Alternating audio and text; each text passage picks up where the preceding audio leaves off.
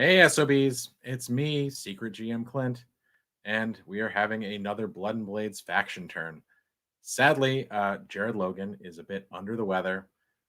You might have heard him talk on a recent Glass Cannon stream that we did that he had caught a cold from his daughter, and he is strengthening himself and making sure he is recuperated in time for Vampire Church in the morning. So I'm going to let him do so tonight. But before we get started, I'm not alone. Jared Logan says it every week. We're the wind beneath his wings. Here it is. Hey everybody, how you doing? It's me, Bri. It's like teacher's not in class. He's assigned his favorite students to watch everybody else. We're just the Padawans, but we're gonna soldier on today. And Clinton, you're in charge. I'm just here as backup. Weirdly, I'm not in charge today. Today is right. The subscribers' day to shine. So the way it works over in Blood and Blades, we run a shared Duskfall game setting with 3 crews running each week, or 1 crew running each week for 3 consecutive weeks. And on that 4th week, our subscribers, those who wish to participate anyway, can go onto our Discord and have themselves assigned to a faction in the city of Duskfall. A number of them have done so, and their moves have been very meaningful over the course of the last few months of games. So much so that we've gotten the attention of the creator of the game, which is really, really exciting.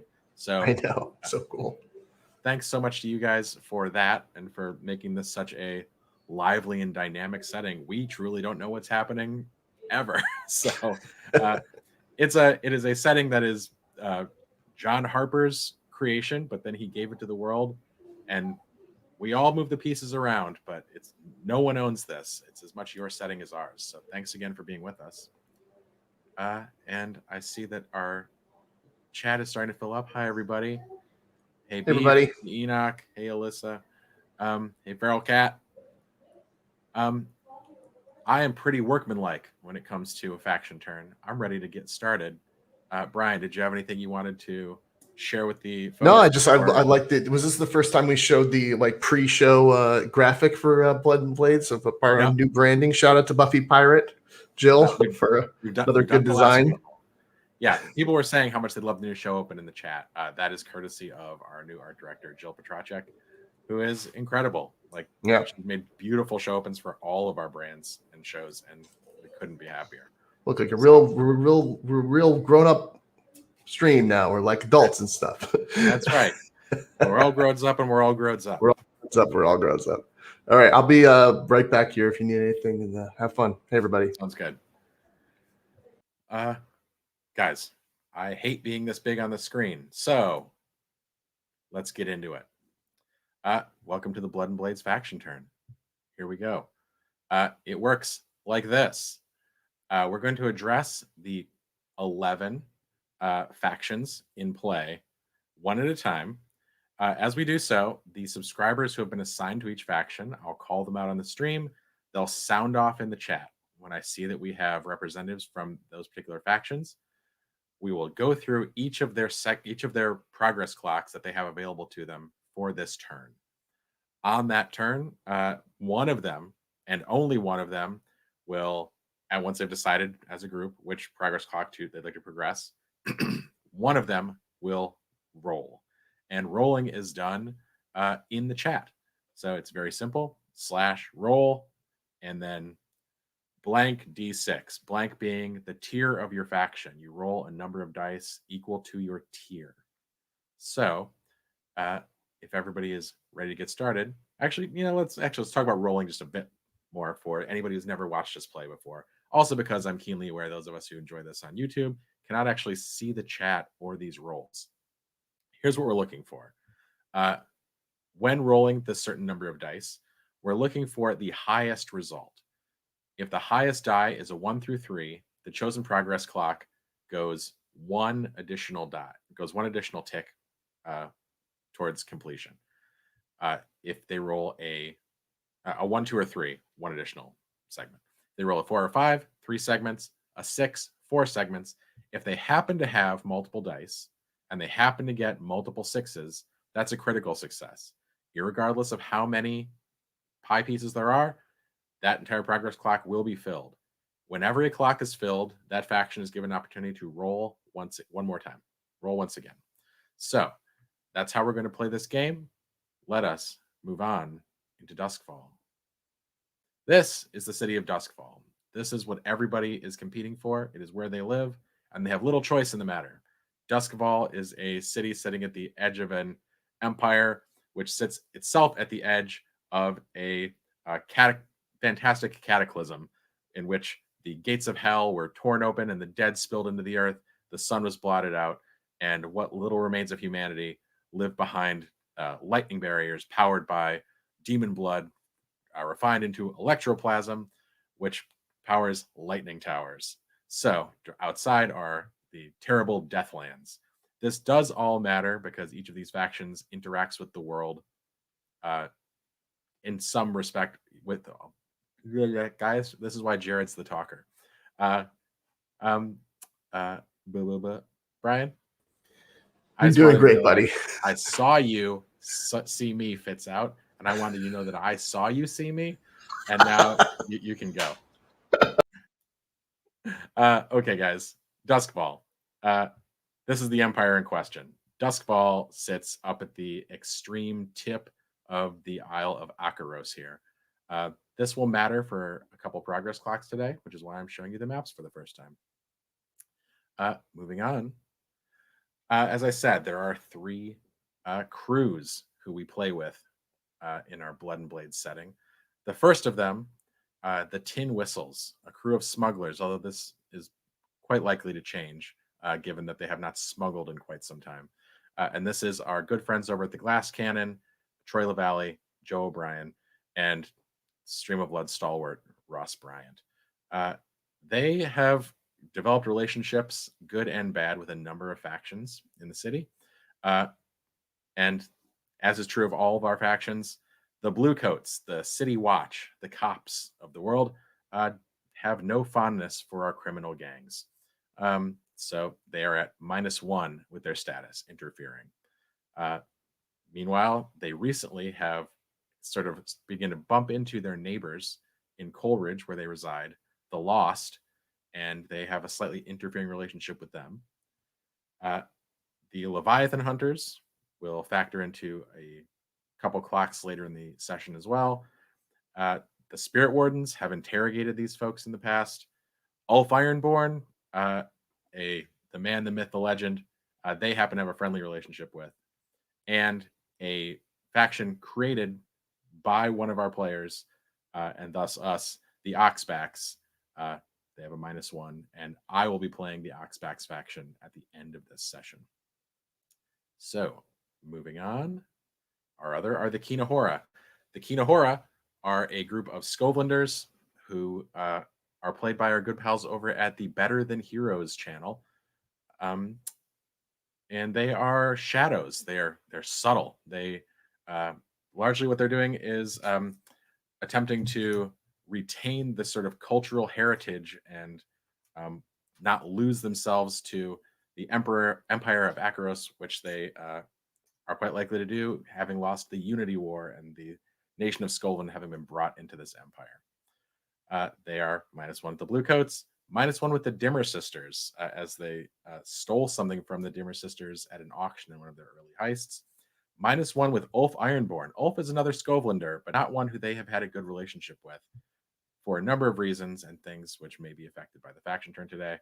However, generally, Skovlanders feel very positively towards the Kinahora, including the Skovland Consulate and the Skovlander refugees. Finally, our newest crew, the Weird Sisters. The Weird Sisters are Becca Scott, Jasmine Buller, and Josephine McAdam.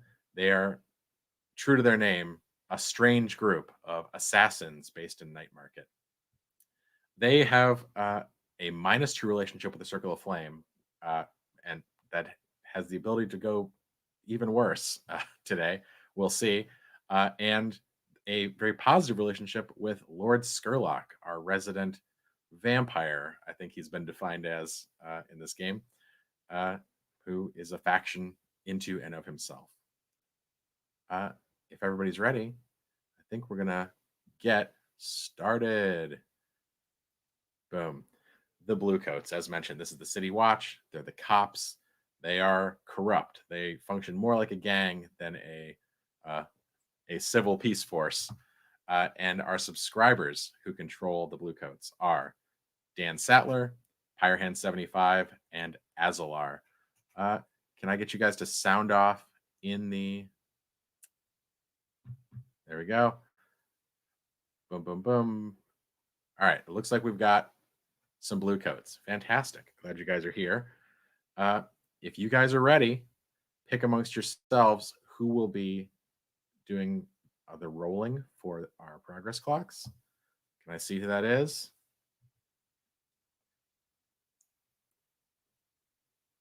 Who's going to roll for us? Boom. DC is going to roll. Rolling first, because it's possible they will roll more than once. Quite likely, even. So, moving on. The Bluecoats, a tier 3 faction, have been doing good work or bad work, depending on how you feel about it, with a project to relocate the Skovlan refugees into the Dunslow ghetto. They've been traveling around the city of Duskfall with paddy wagons, throwing in indigent Skovlanders, refugees from that aforementioned Unity War, and relocating them to a ghetto outside the walls of Ironhook Prison in Dunslow.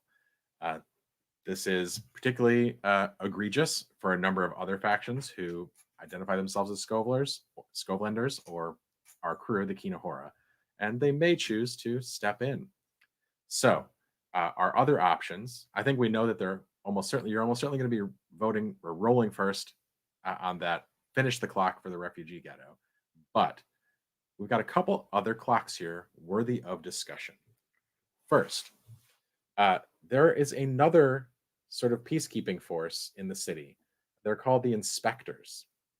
The Inspectors are, if the Bluecoats are your on-the-street beat cops, the Inspectors are the detectives. They're Scotland Yard, and they are less corrupt than the Bluecoats. And in our world, the Inspector General has started rooting out corruption in the ranks of the Bluecoats. So Internal Affairs has dropped the hammer on our beloved bad cops. So there is an opportunity here for the Bluecoats to actively fight this corruption investigation into their ranks. It's a lengthy clock. We're looking at 12 progress pieces here, but if this is not attacked in a few faction turns, it will affect how we treat the Bluecoats in the world. Additionally, we have some classic Bluecoat activity here, which is arrest and ransom scoundrels back to crews for coin. The Bluecoats are scumbags, and they became cops to make money. One thing they frequently will do is pick up criminals, and instead of taking them to jail, the people will be given an opportunity to buy their freedom. So this is something that could happen to our players. So, DC, you're going to be rolling first. I'm presuming you're rolling on relocate the refugees. Would you please give me a roll? Or tell me if I'm wrong. Yes, full evil. We're continuing the relocation. If you would please give me your roll. 3 dice. I'm looking for 3 dice on this.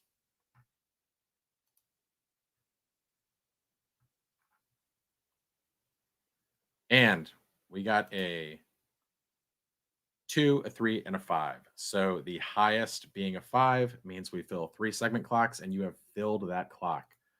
Congratulations, I guess. The ghettoization of the Skovlan refugees has been completed, and it's up to our players to address it in the storyline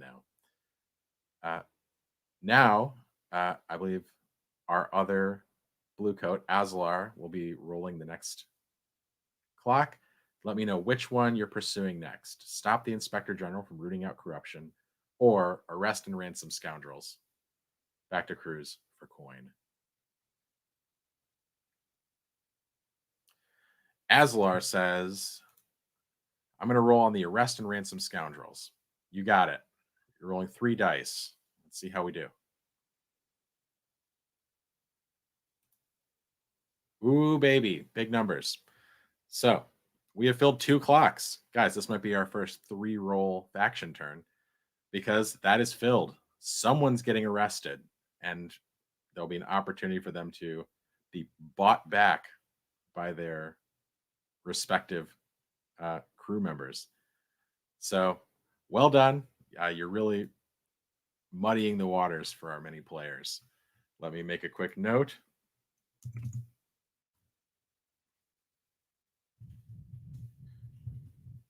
And filled relocation and filled scoundrels.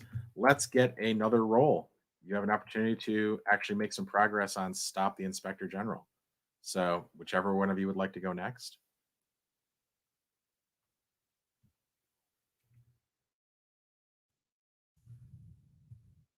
Oh, DC rolled, and DC got another 6, which means 4 segment clocks. Guys, tremendous round. Tremendous round for the Bluecoats. You were overdue, so congratulations. Boom. Big round. Congratulations, as I said. Clancy says Nightbot's on the side of the bad. It seems to be. Nightbot is our dice roller that we're using here in the chat. Let's move on, shall we, guys? It's also worth mentioning there you will see on these various factions both resolved and unresolved clocks. There's some clocks that simply weren't able to be voted on today but may come back, or an opportunity that's been missed. For instance, for the Bluecoats, perhaps one day they'll have an opportunity to procure a bigger budget for military arms and equipment, but they had a chance to unmask the Wraiths and missed that opportunity. Let's move on to the Circle of Flame.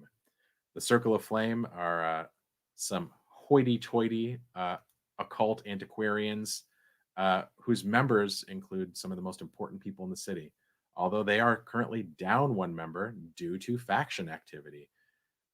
One of their members of their inner circle, called the Seven, Alistara Avrathi, who is a diplomat from the nation of Aruvia, was actually ejected from the city based on faction turn previously.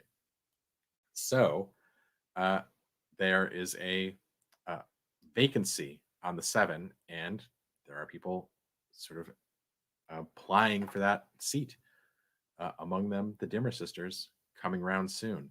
So I see that we do have some active Circle of Flame folks here in the chat. Who is going to be voting for, or rolling, I should say, for the Circle of Flame? Who's going to go for us? Forgive me, I can't watch the chat nonstop. So I'm checking now. Oh, going back, I see the newest member is going to be rolling. Dr. Who A, who on Twitch is Sushi316. Let's move on and show you your options, guys. Oh, you know what? Before I do, you guys actually have a pretty special turn.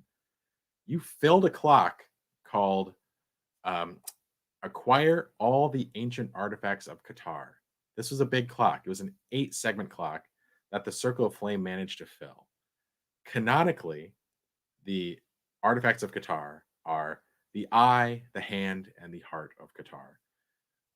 We wanted to not be completely bound to book canon, and we have decided that the artifacts of Qatar are not, in fact, relics of Qatar, but are items, actual artifacts. These artifacts are artifacts from the previous fantastical history of this world. Duskfall is an industrial city, but 1,000 or thousands of years ago, it was a fantasy world, much like, Warhammer, Dungeons and Dragons, or something like that. It was a world of swords and sorcery. So this is an artifact. These are artifacts from that earlier world, and in our world, they are weapons. They are very important weapons, ones that many people believe are useful in destroying demons. So your options here might surprise you. You've gotten 3 artifacts of Qatar, but the clocks you presented are destroy them. You can destroy the bow of Qatar in Whitecliff. This is far away. Essentially, it is a quest. Destroy the axe of Qatar at Blackvale. Think of this a bit like dropping the One Ring into Mount Doom.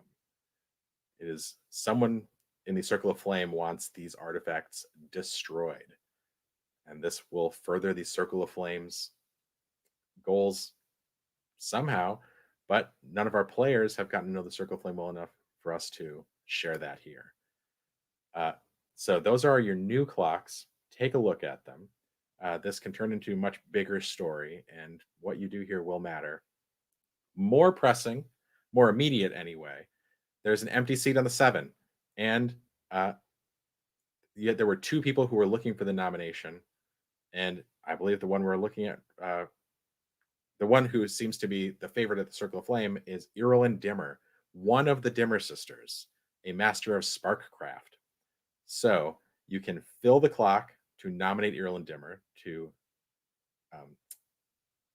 take the vacant seat, or you can say we don't know how we feel about Irulan yet, and begin the work to destroy the various artifacts of Qatar.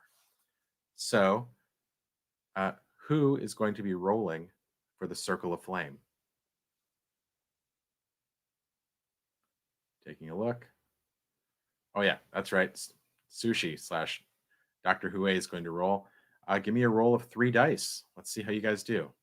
Well, assuming you're which progress clock are we going after? I assume you're going to be filling the nomination clock, but if I'm wrong, please tell me. All right, I see the roll. I assume it's for the nomination clock. Great. And the roll was 3, 2, 2. That means the best number was a 3, which means +1 to the nomination. So, exactly what is happening with the artifacts and the nomination are going to stay up in the air a while longer. They may be affected in play by our various crews in the next few weeks, but for now, the seat on the 7 remains vacant. Irulan Dimmer is tantalizingly close to the power that the Circle of Flame could provide, but has not yet achieved it. Thank you very much, guys. Moving on to the aforementioned Dimmer Sisters. The Dimmer Sisters being controlled by Thursday Euclid, Indigo Stitch Woadsmith, and Fumbles McStupid. So I think I've seen most of you. I see Stitch. I've definitely seen Thursday. We have active Dimmer Sisters in the chat. The Dimmer Sisters are reasonably mysterious. We've seen more of them than some factions in our games, but they're an indeterminate number of strange women all living in a house. I think we placed it in 6 Tower. I'm not sure what neighborhood they've wound up in, who wish to dominate the spirit trade of Duskfall. That has made them some allies and some enemies. Enemies including the Spirit Wardens.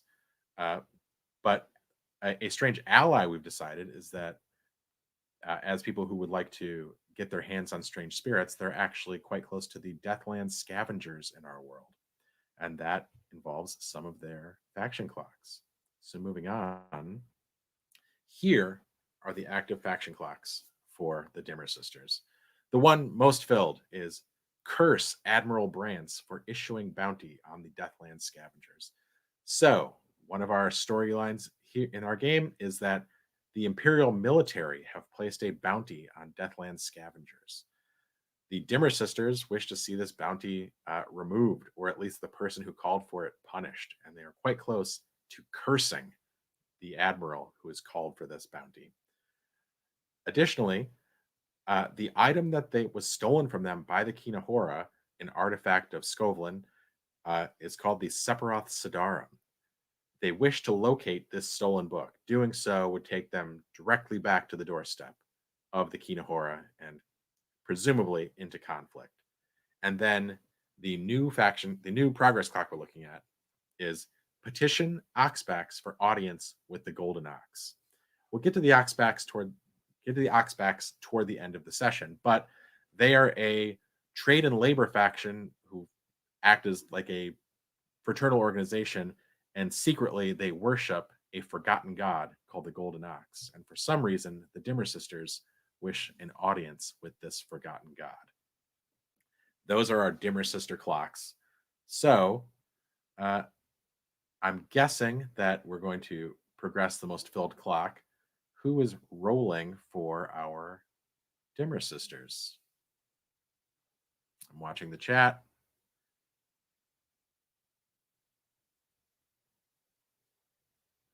Fumbles McStupid, our newest Dimmer Sister, is rolling. He's rolled 2d6. They've rolled 2d6, excuse me, and gotten a 5. A 5 meaning we fill 3, meaning we fill that clock. Great job, Dimmer Sisters. Filled curse clock. Done. Admiral Brantz will have something presumably quite nasty befall him when next we see him in the game, which will also be the first time we've actually seen him on camera. So let's look forward to that. And I see the Dimmers discussing who will roll next and on which clock.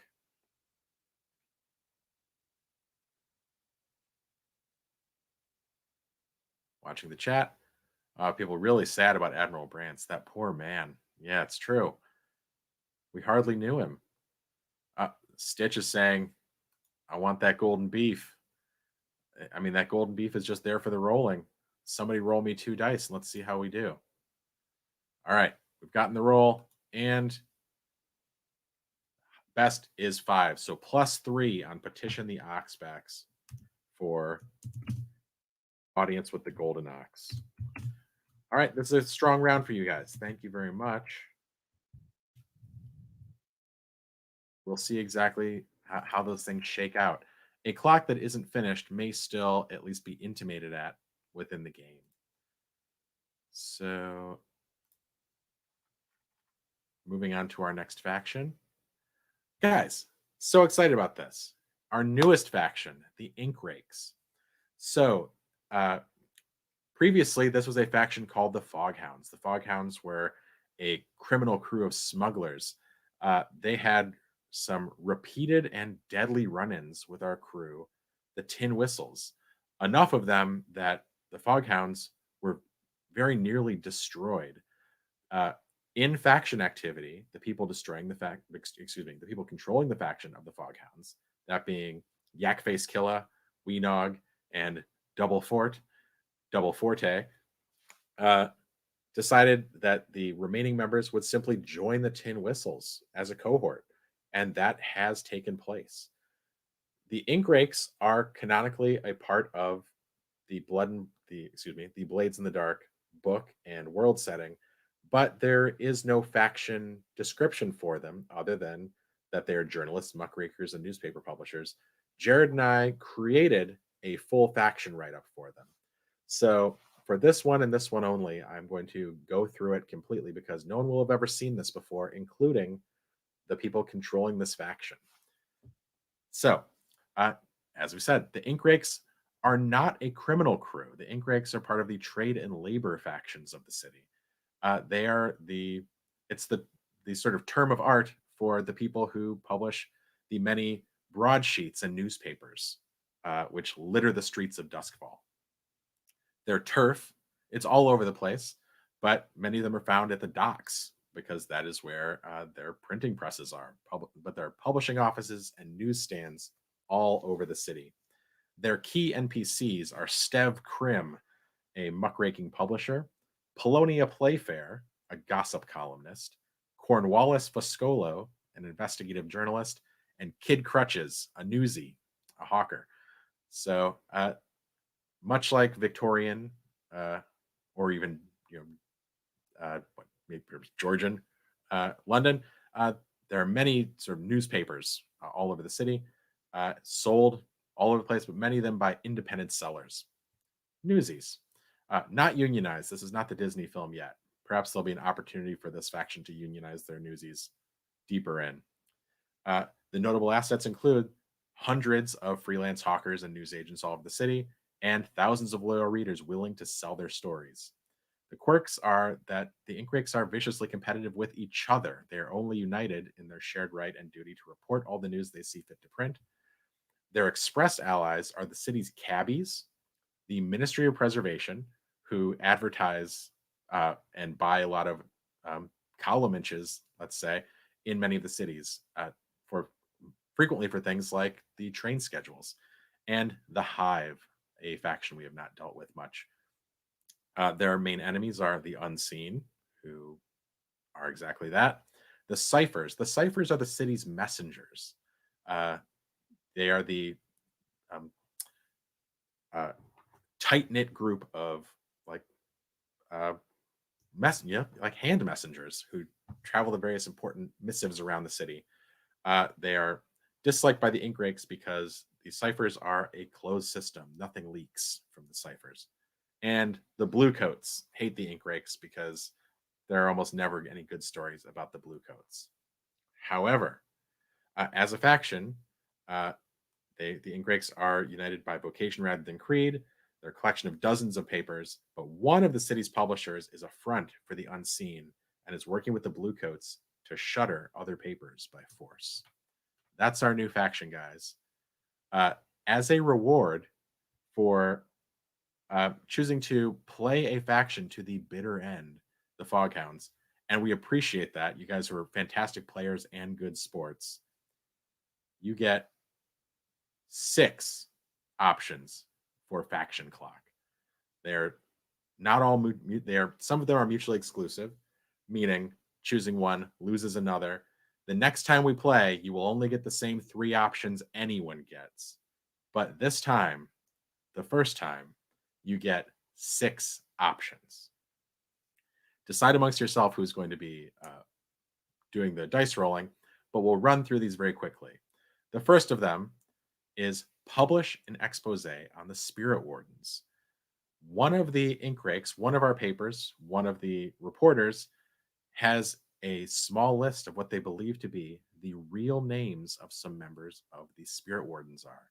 The Spirit Wardens, as we previously discussed, are the faction in the city who control the loose ghosts that frequently pop up in the city, and they travel masked. They are unidentified. They operate in complete secrecy. Having any of their identities revealed would be a great embarrassment for them, and presumably they're staying hidden for safety reasons. So perhaps it would even endanger some members of their number. On the other side of this, however, an opportunity to kill that expose in trade for an exclusive interview with the Master Warden of the city is an option. So we can expose the Ink Rakes expose the Spirit Wardens, or we can choose not to, but then the Spirit Wardens owe a favor. An exclusive interview with the Master Warden, who never gives interviews, would be a great boon to whatever paper runs it. Next, as mentioned, there is a publisher secretly working with the Bluecoats. They are quite hidden, almost protected, you would say. So it is a difficult clock to fill, 8 pieces. But having a traitor in your midst is always worth looking into. So uncover the publisher secretly working with the Bluecoats is the other option. Instead of looking for your traitor, you could just recruit bravos to protect your various hawkers and presses who are being harassed and or destroyed by the Bluecoats. A much easier clock, but you'll have to do it frequently. Next, negotiate international distribution with the Ministry of Preservation. So Duskfall is an important city, but it is just one city of the Empire. And for one of its many papers to be able to distribute outside the city would be a great boon. To distribute into other cities, find distribution, even perhaps in the capital, would be a big deal. the Ministry of Preservation controls everything that goes in and out of the city of Duskfall. But there's an opportunity to negotiate a trade distribution deal with the Ministry of Preservation. And finally, an investigative piece is dying to be written about the demon cults within the Leviathan Hunters. This is something we've seen in our games with the Kinahora. It's been touched on in other games. There is a demon cult within the Leviathan Hunters, and they were pressed into service through the machinations of the evil Lord Scurlock to remove the lancets of Satara from the bottom of the bay, which kept the demon Satara trapped below the waves. So perhaps someone would like to write about that. Those are our 6 options. We're only rolling 2 dice, so please consider that.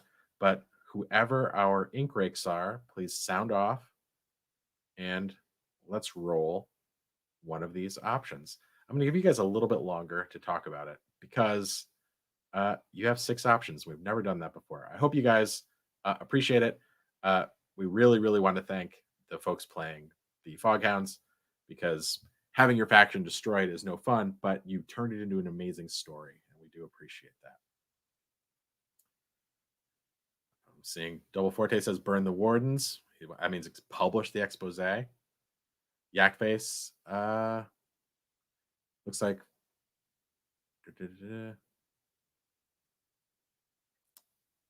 all right guys, all right, we're saying expose. Enoch saying expose. Who is rolling the dice? Let's do it. We're going to roll to publish an expose on the Spirit Wardens. If we roll a 6, that clock is filled immediately. Keep rolling 6s and we'll run the board, guys. Double Forte is rolled, and we got a 3 and a 3 and a 2. So that is 1 piece. Sorry, guys, not a super duper effective roll, but the Spirit Wardens at least are feeling the pressure. They know that they have not yet killed this story. So +1 to publish an expose on the Spirit Wardens. Making a note. All right. Thanks again, guys. As I say, most of these options are going to disappear when next we see the ink rakes, but you'll have lots of opportunities to do cool stuff. Moving on to the Lost. The Lost are as close as we get to good guys, aside from the Kinahora, our crew, who seem to be particularly nice folks. The Lost are a group of street toughs and ex-soldiers dedicated to protecting the downtrodden and the hopeless. Despite being good guys, they are light antagonists for our crew, the Tin Whistles, because they share a lair in the rail yard. And the Lost, by a previous faction action, had a big jailbreak from Ironhook Prison, and their numbers have swelled, and they need more space, and the Tin Whistles may be getting pressed out. We shall see. But our controlling subscribers are Colonel Panic, The Rose's Grave, and Twist84. I think I'm seeing in the chat only Twist84 is here, which is great. Twist, thanks for being here. Let's look at what your options are today. Boom. So, previously, you guys destroyed a cruel workhouse. That's a repeating clock. It's come back. There are always more cruel workhouses, but this has given you guys an opportunity and strengthened your hold. So while you're seeing this empty, just know it's a repeating clock, and you can do more with it. Next, replace Ulf Ironborn as the boss of Coleridge. Currently, all the crews are paying up to Ulf Ironborn in Coleridge. But Ulf doesn't have the strongest position, and he is quite competitive with the Lost, who have an opportunity to replace him. Ulf is making moves to raise tier, but it hasn't happened yet. So there's an opportunity to replace Ulf. Finally, the Lost are saying that not just the living are their purview for protection, but they would like to recruit the Shades of those killed in workhouses in their district. It's a difficult thing to do. They're not a particularly magical crew, but it's something they're looking to do. So, would you like to continue the clock to replace Ulf, recruit some shades, those loose ghosts of those killed in these cruel workhouses, or destroy another cruel workhouse? Twist, this is all you. You pick. Well, he says, finish off Ulf first. I think that's the right move. So you're only rolling one die, and we got a 2. So that only moves one pie piece up. I'm sorry to say. Ulf lives to fight another day. And we're getting to him shortly. Thank you very much. We'll see what your options are next time out. The Ministry of Preservation. This is our most powerful faction, rolling the biggest dice in this faction turn. The Ministry of Preservation are not a gang. They are not a trade union. The Ministry of Preservation are one of the most important and august bodies in the Empire because they manage the rail that connects the various islands of humanity in this cataclysmic world. So the Electro Rails, the Radiant Farms where food comes from, the Ministry of Preservation are what keeps everyone alive. That is not to say that they do not have their own personal goals, both positive and nefarious. Our players for the Ministry of Preservation are Clancy Knocked and Shaka When the Walls Fell. I see both Clancy and Shaka in the chat. Guys, let's move on to your options.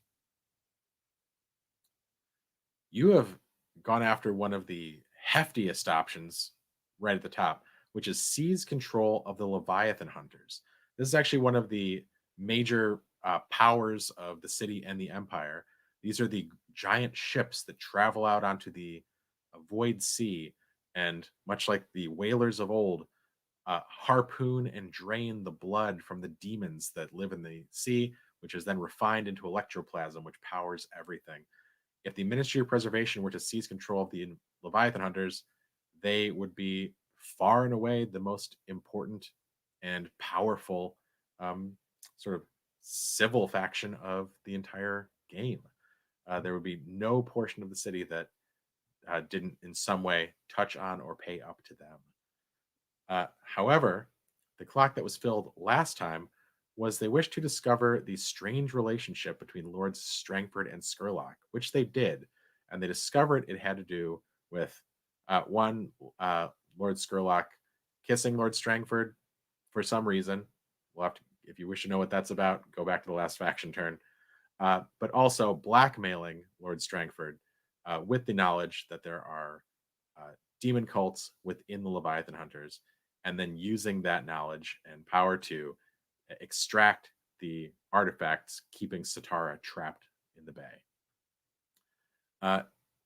So having learned this, the Ministry of Preservation would like to appeal to the Immortal Emperor to revoke Lord Scurlock's immunity. Why does Lord Scurlock have immunity? That's hard to say. Lord Scurlock is an interesting figure, however. The Lord Scurlock, much like the Immortal Emperor, appears to be immortal himself. And who's to say how many people there are who are still treading the cobbles of Duskfall who hail from an earlier age of this particular world, like the Immortal Emperor or Lord Scurlock. So, if the Emperor can revoke his immunity, then the powers of the Ministry of Preservation can be brought to bear against Scurlock. Next, a group of assassins, that being our crew, the Weird Sisters, had a, we'll call it daring, if slightly bumbling operation within the Ministry headquarters in which they assassinated someone. And the Ministry wants to know who would be so bold as to do a, I would say broad daylight, except the sun never rises in Duskfall, assassination within their walls. So, Clancy, Shaka, those are your options. Who is going to roll, and on which clock are you going to progress? Clancy says we want to seize control of the Leviathan Hunters. All right, making big moves. Let's do it. You're rolling 5 dice. The roll's been made, and your highest number is 5, meaning +3 segments to seize control of Leviathaners. That is a full halfway there. Congratulations. A full half. You heard it here first. +3 seize control. All right. If that clock ever gets filled, it's going to be a big, big change in how business gets done in the city of Duskfall. And Shock asked, do we get to reroll since we finished the clock? Guys, yeah, you do. Forgive me. Please, let's roll again.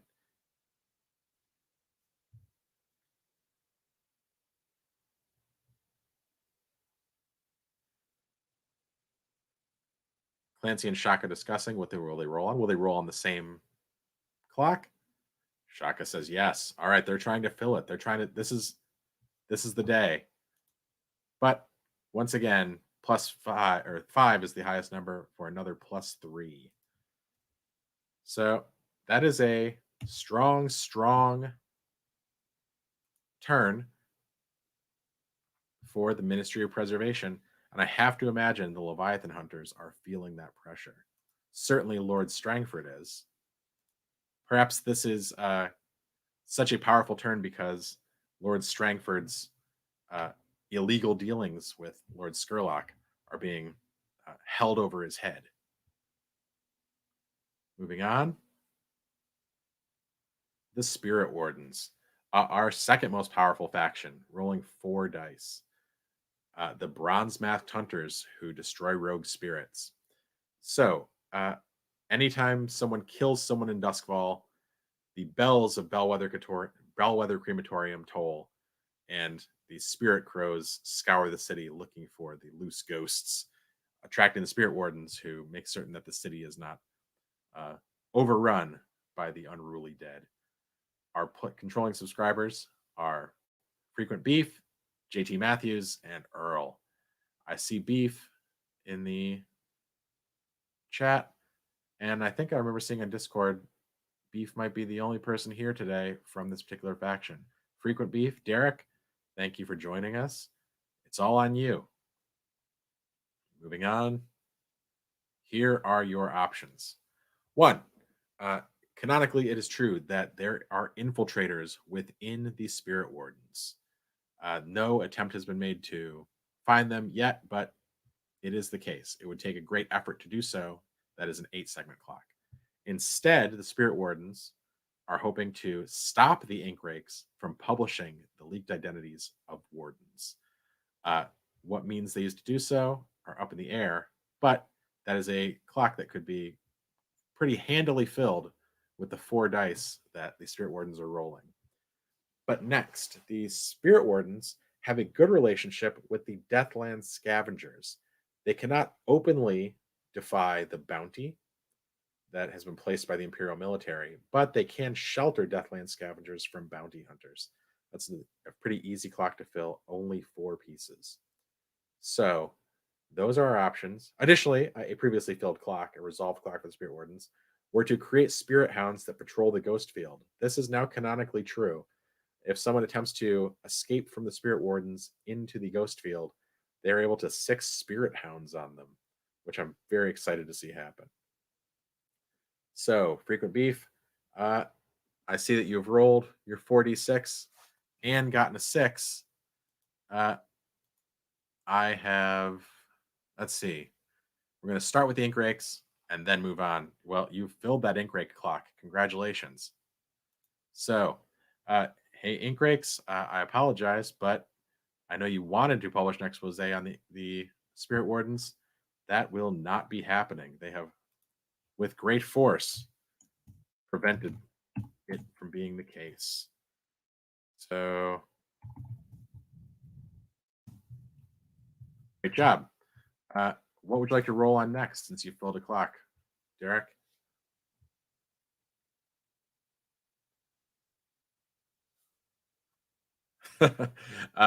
Derek is letting the Ink Rakes know the Wardens warned you. there have been sort of a war of words happening in our subscriber Discord between the Ink Rakes and the Wardens ever since that progress clock made an appearance. So the Spirit Wardens will next be rolling on Shelter Deathland Scavengers from Bounty Hunters. So I think that's another good move. A clock that might be handily filled on 4 dice. So give me that roll whenever you're ready. And you did it with a critical success. Holy cow.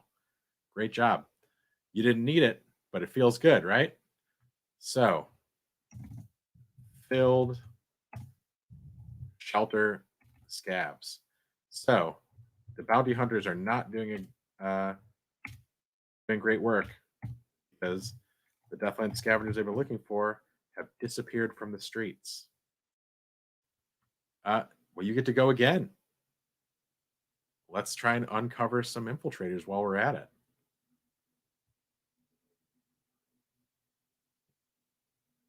it. Yes. Which clock shall you pick now?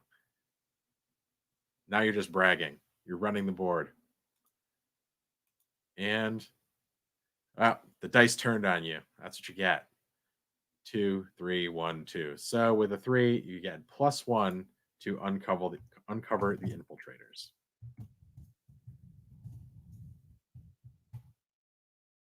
Great round, Spirit Wardens. Let us move on.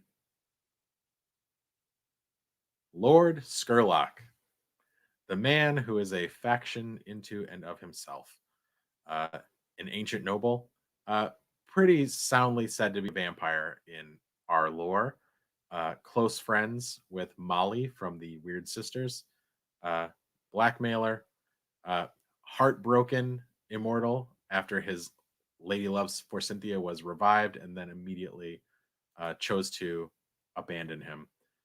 Our controlling subscribers are Greggles, Mo Giller, Feral Cat, and new subscriber Connor.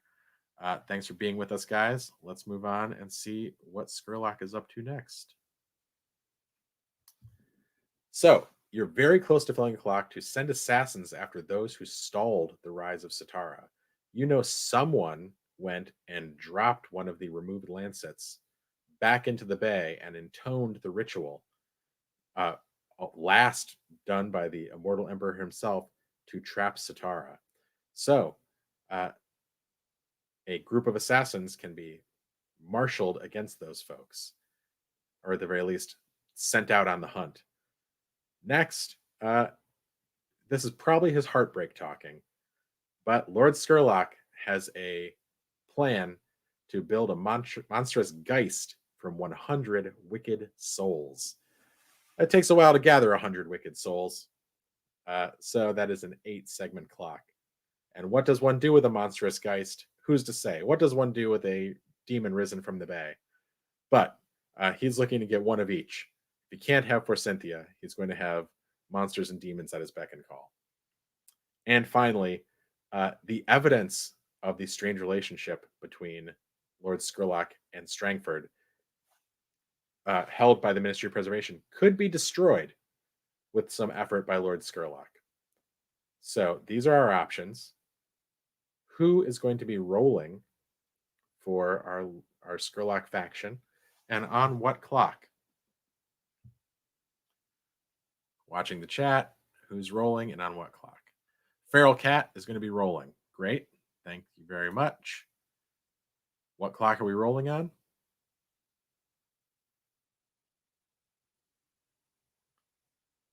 Presumably filling the assassin's clock, but please tell me. Sending assassins. Fantastic. Give me 3 dice.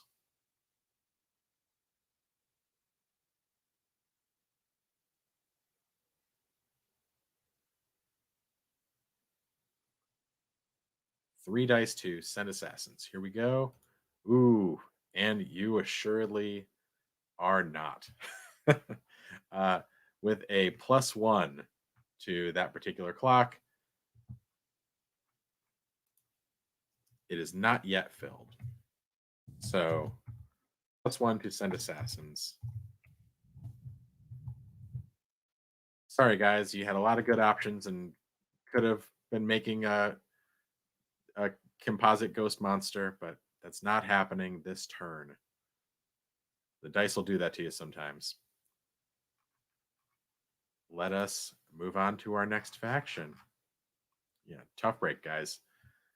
And our next faction, everyone's most and least favorite, Ulf Ironborn. He's a bully. He's a coward. He is looking to do a vicious bombing, finally raising his head out to address the Skovland refugees situation. Our controllers for the Ulf Ironborn faction are Declan, Graw, pretty much, yeah, and new to this faction, Shadow Kitty Hero. Guys, let's see what Ulf is up to. I think I know what the immediate option is. Ulf is very close to raising in tier. Ulf is a tier 1 faction who is itching to become a tier 2 faction. And when he does so, I think some of his enemies are going to feel how that strength gets put to use. Additionally, however, his main enemies being the Lost, he would like to strike a backroom deal with the Bluecoats, probably an expensive one, to have the leader of the Lost, Cortland, sent back to Ironhook. The Lost, without their leader, would be a much easier prey than the Lost with Cortland. And finally, he would like to turn the citizens of Coleridge against the Lost. So while they both reside in Coleridge, Ulf tends to rule by fear, whereas the Lost tend to destroy cruel workhouses and feed the needy. So the citizens of Coleridge are fans of one, but not the other. But there's an opportunity for a little spin control if Ulf has his way. So I see a lot of our Ulfs in the chat. Who's going to be rolling? And we know that you're going to be going to raise in tier first. So whoever's going to roll, just go ahead and give me those dice. Ulf's rolling 1 die. At least until next faction turn, where he's likely to go to 2. If they raise in tier, do they get to roll the second with 2 dice? No, you do not. There are various systems for how one raises in tier in Blades in the Dark, and that includes NPC factions. You need to spend a certain amount of coin and reputation, etc. But Declan has rolled. He's tried to roll. Declan, let's try that again. Declan has rolled a 3. A 3 is +1. +1 is enough to raise in tier. Great job. What next time we see Ulf, he will have raised in tier. What would you like to do next?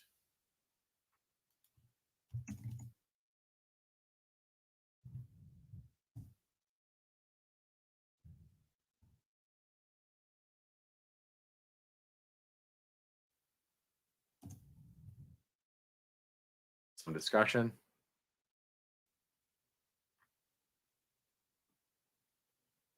What are your options, guys? Would you like to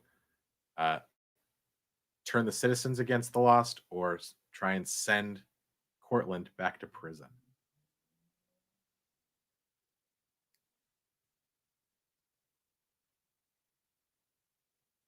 Pretty much, yeah, says side with the cops. Feels like that's Ulf's style.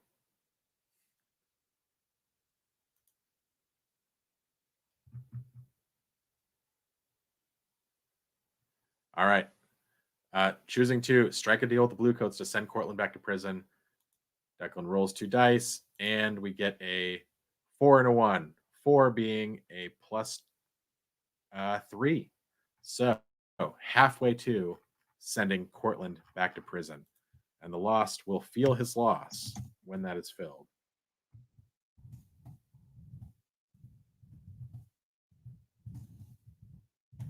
Awesome. Thanks, guys. Declan asks, has Ulf ever done anything for the Skovlanders? The answer is he's about to. He is about to. Moving on. The Deathland Scavengers. As we've said before, we don't know what you have to do to get kicked out of a city as gnarly as Duskfall, But when you do, you are spirit branded and thrown outside the lightning walls into the poisonous and miserable Deathlands. So our controlling subscribers for the Deathland Scavengers are Miss MYK, Craig Shipman, and Jacobs. I see Miss MYK. I see Jacobs. And Craig Shipman, do we have you here?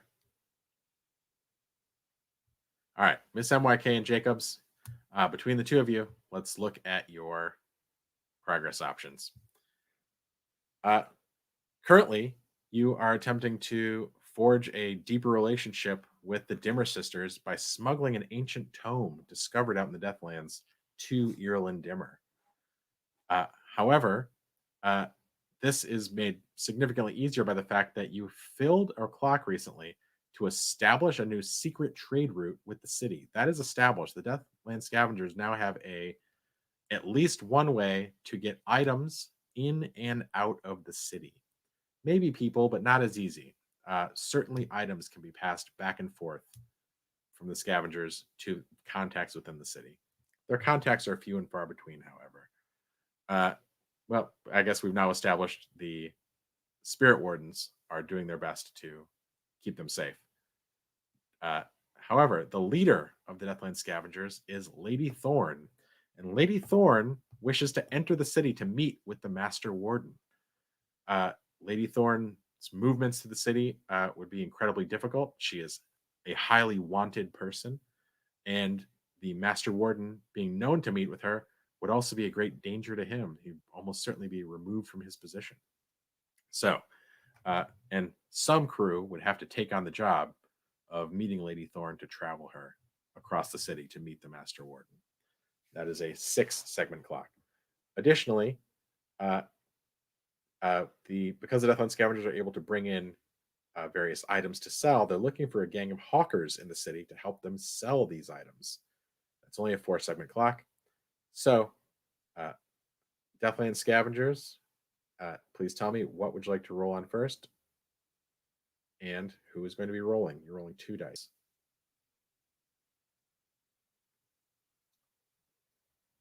Watching the chat. Miss MYK wants to fill the clock to smuggle the ancient tome. Let's do it. Roll 2 dice for me.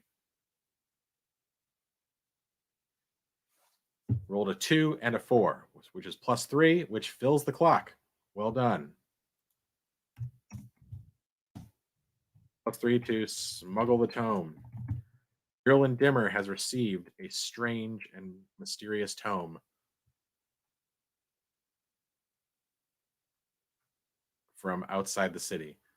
For what? Who is to say? But she has it. Next. Oh, hang on a second. Did I get that wrong, guys? Yeah, 4 is 3 segments. So you filled it. Great.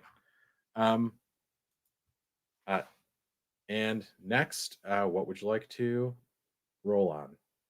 Would you like to try and smuggle Lady Thorn into the city to meet the Master Warden, or recruit a gang of loyal hawkers within the city? It is worth mentioning that if you smuggle Lady Thorn in the city, that is not to say she reaches the Warden. What will probably happen is it triggers a score for one of our crews, and it's possible you could lose the leader of your faction on that score. Who's to say?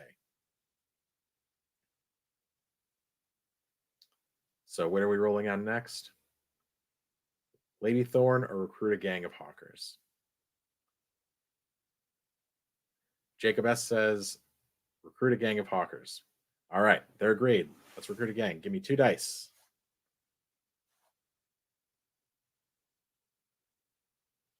Ooh, fantastic. On 2 dice, we got a 6 and a 4. So that is 4 segments, meaning it is a filled clock. Big turn for the Deathland Scavengers. Great job, guys. And I think we know what's happening next.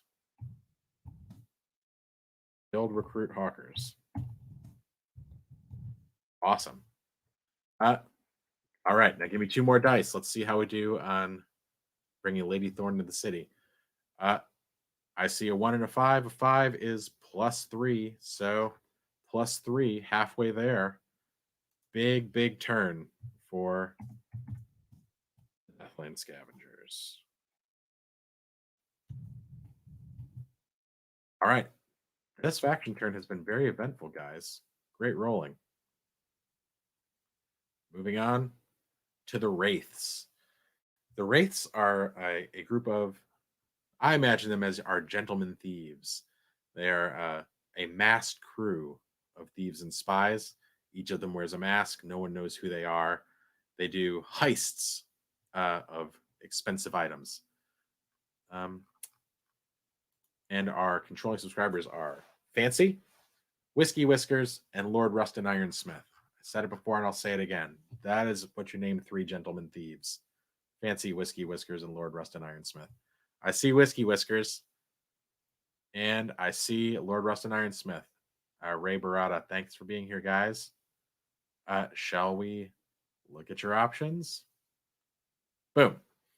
So, the many times mentioned Lancets of Satara have fallen into, or previously had been raised from the bottom of the bay, found their way to Bellwether Crematorium for storage, were then stolen by the Circle of Flame, and the Wraiths only hear that there are expensive and ancient artifacts being only lightly guarded by the dilettantes of the Circle of Flame. There's an opportunity to go in and get some very expensive and narratively important objects. The Wraiths, based from the book, are looking to secure an arcane ally. That can be a number of things. It could be a forgotten god, a demon, an old ghost, a particularly mystically powerful faction. But they're looking for some arcane ally to help them with exactly these sort of heists, and they are halfway to doing so. And finally, the Wraiths, per the book, are holding a map of the various hunting grounds for the Leviathan hunters for this season, which could be remarkably useful to certain parties. For a noble house who would like to enter the world of the Leviathan hunters, knowing exactly where to go and find the best Leviathans, that map would be incredibly useful. This will be sold in a secret auction, one that would certainly net the Wraiths a lot of coin. So it's only 4 pieces, maybe not as sexy as some of the other options, but secret auctions are always fun. So Whiskey Whiskers, Lord Rustin Ironsmith, please tell me, what are we rolling on to start? I'm guessing you're going to try and fill Secure an Arcane Ally, but tell me if I'm wrong. Arcane Ally, I'm told. Fantastic. So you're rolling 2 dice. Give me 2 dice to secure an Arcane Ally.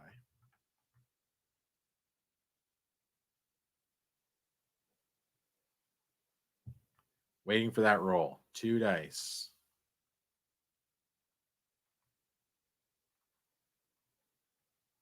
Whiskey Whiskers or Lord Rustin Ironsmith, either of you can roll for me. First person I see roll, that's what I'll take.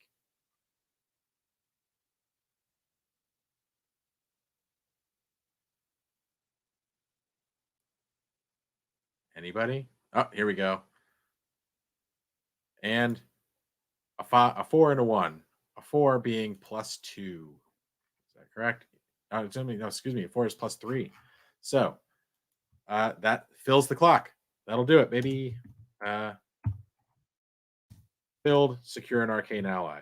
We will determine exactly who that arcane ally is, but the Wraiths now have access to a whole new suite of crimes they can commit with the help of their new arcane ally. What are we rolling on next?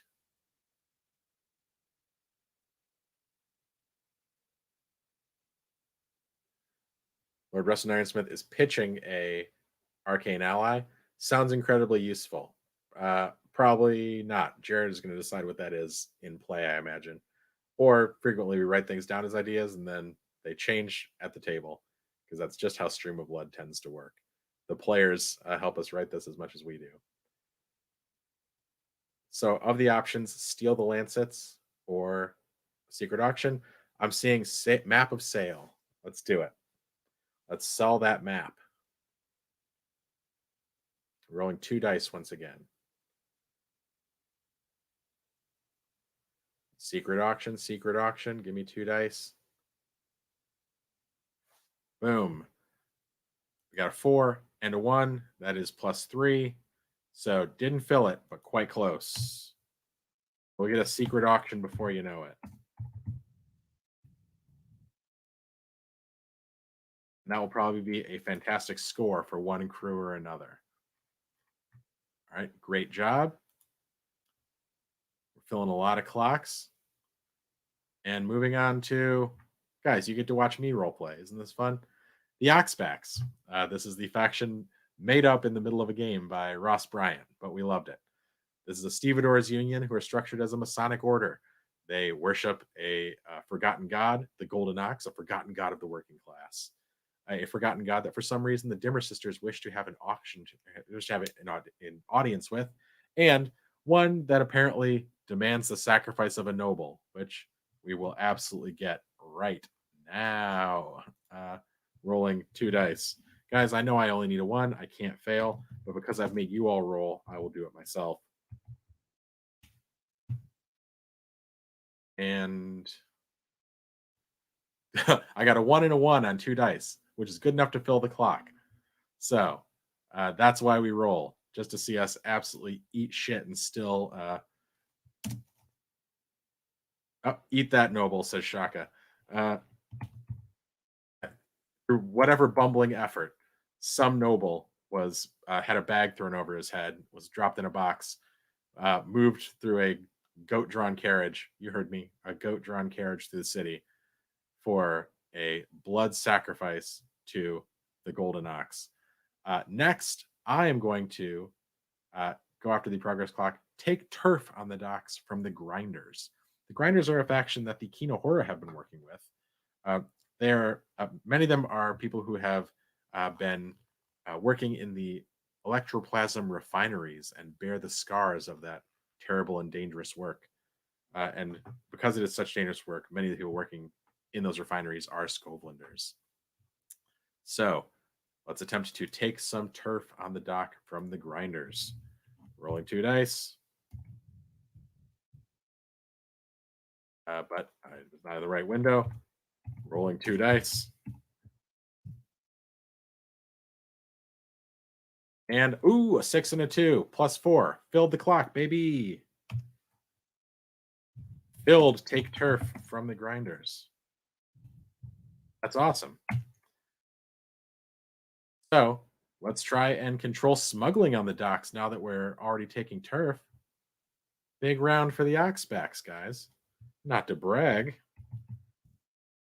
Roll 2d6 to control smuggling on the docks. 2 and a 1. That's my usual luck. So +1 to control smuggling on the docks.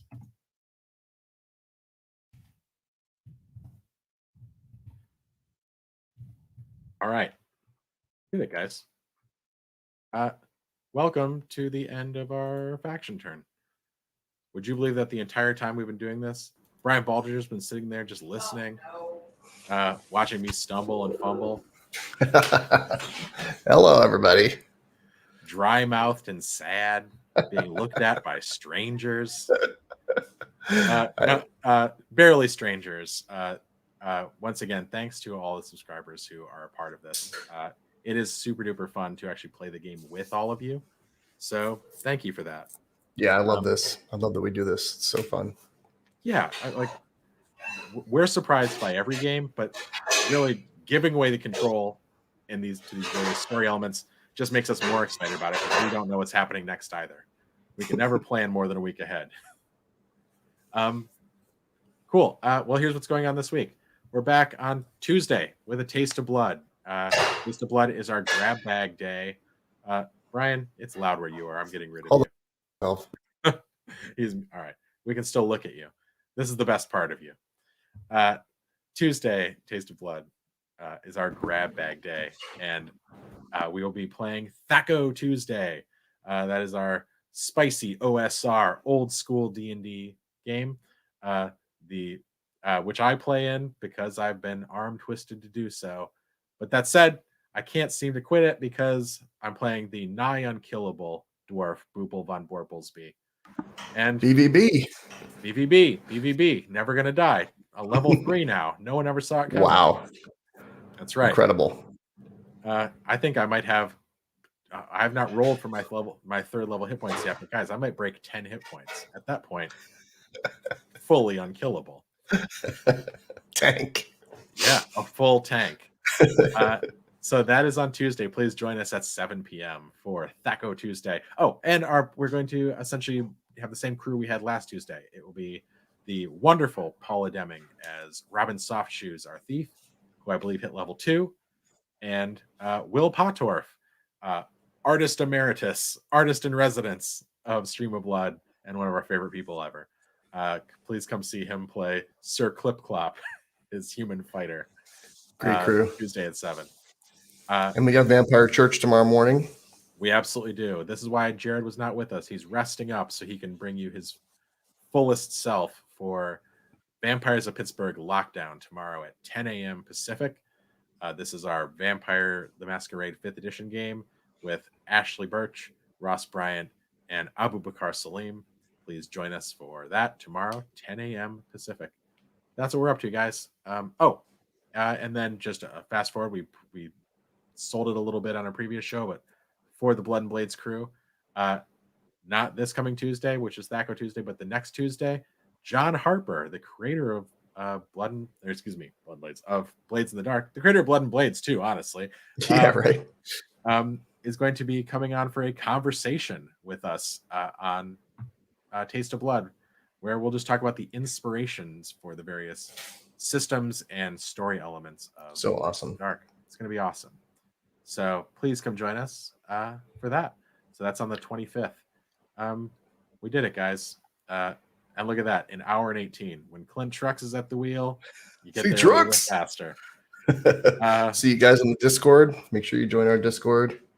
For sure. Yeah, we're on all the stuff there. We're on Instagram. We're on Twitter. That is _streamblood_. But you know what? Go to streamofblood.com, our fantastic new website designed for us by, in the chat, Buffy Pirate, to get all of our social links and see what we're up to. Once again, good playing with you. Goodbye forever. See you guys.